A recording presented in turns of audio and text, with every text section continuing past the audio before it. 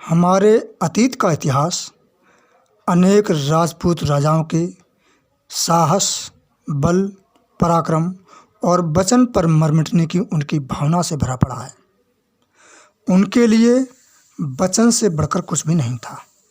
वचन निभाने के लिए वे अपना सर्वस्व न्यौछावर कर देते थे। इतिहास गवाही देता है और साक्ष्य हमें बतलाता है कि राजपूत वो योद्धा था जो वचन की खातिर जीता था और वचन की खातिर मरता था। वचन न जाने पाए अपना सर्वस्व न्यौछावर करता था। मैं इतिहास तुम्हें सुनाता हूँ और प्रमाण तुम्हें बताता हूँ।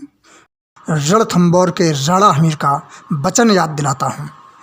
जब प्राण बचाने की खातिर खिलजी का खादिम माहिम राणा हमीर के दरबार में आया और हाथ जोड़कर शरण की खातिर राणा सम्मुख गिड़गिड़ाया। राणा ने तब सरदारों से सलाह मशवरा मांगा। सरदारों ने शरण न देने का अपना मशवरा सुनाया। तब हमीर ने सरदारों को राजपूत का कर्तव्य बताया। बोले हमीर सरदारों से, क्या कोई भय है दिल्ली वालों से? बोले हमीर सरदारों से, क्या कोई भय है दिल्ली वालों से, जो कर्तव्य भूलकर तुम अपना शरणार्थी को भगा रहे? सोचो जरा, जब माहम हमारे द्वार से लौट जाएगा तो स्वर्ग में बैठे हमारे पूर्वज सोचेंगे क्या?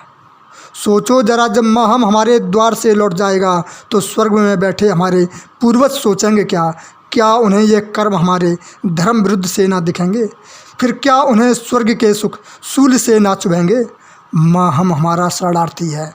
शरणार्थी की रक्षा करना राजपूत का कर्तव्य है। ये कर्तव्य हमें निभाना है।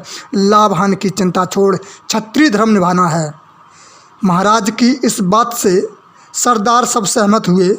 बुलंद स्वर में फिर सभी ने जय घोष के नारे दिए। फिर हमीर ने अपने हृदय का धर्म द्वार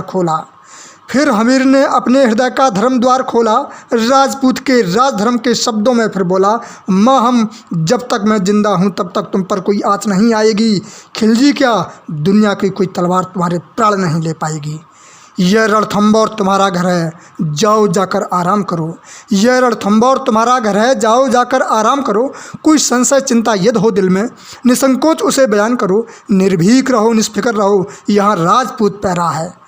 निर्भीक रहो, निष्फिक्र रहो, यहाँ राजपूत पहरा है। राजपूत के आगे कब कहाँ कोई ठहरा है।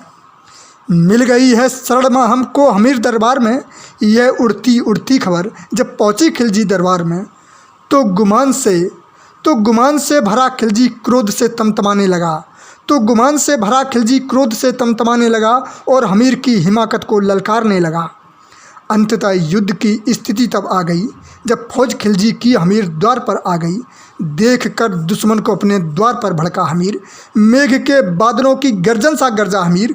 काट दो दुश्मन के सर जो द्वार पर आ खड़े, मौत को अपनी बुलाकर राजपूत से आ बढ़े।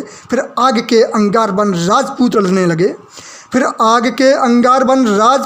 लगे। खिलजी के गुरूर को अस्से ध्वस्त करने लगे। वे हो रहे थे समरभूमि में मुगल सेना पे भारी। कर रहे थे सर कलम चला के हजारों पे कटारी।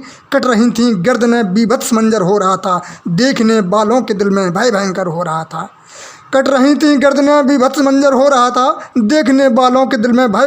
रहा था। लड़ रहे थे वीर दोनों ओर के करवाल से, भाल से और ढाल से, वज्रघाती वार से। पट गया था रणक्षेत्र मानव अंग भंग होकर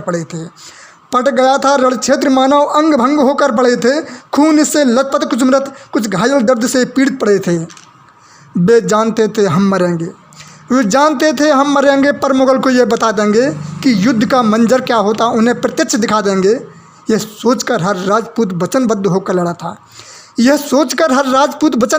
लड़ा था। दुश्मनों के प्राण हमने सांस अंतिम तक लड़ा था। वे युद्ध करने की कला सिर्फ जूझना ही जानते थे, सांस की अंतिम घड़ी तक प्रलय मचाना जानते थे। इस जंग में हमीर माहम साथ दिल्ली से लड़े थे। युद्ध का रणभूमि में तांडव उन्हें किए थे। तांडवी नृत्य में तेग उनके नच रहे थे। समरभूमि में मुगलियों को नाक बनवे डस रहे थे। पर हमीर भी कहाँ तक सर कलम करते। फौज दिल्ली की बड़ी थी, कहाँ तक अड़ते। हो गए बलिदान समर में, पर नाम अपना कर गए। एक वचन निभाने की खातिर कुर्बान सर्वस्व कर गए। रणथंबोर की ये शहादतें ये कुर्बानियाँ जब इतिहास में हम पढ़ते हैं तो सिर हमारे गर्व से सुता ही तन उठते हैं। मैं ऐसे वीरों के चरणों में अपना मस्तक रखता हूँ। यह धरती वीरों से सजी रहे अभिलाषा ऐसी रखता हूँ।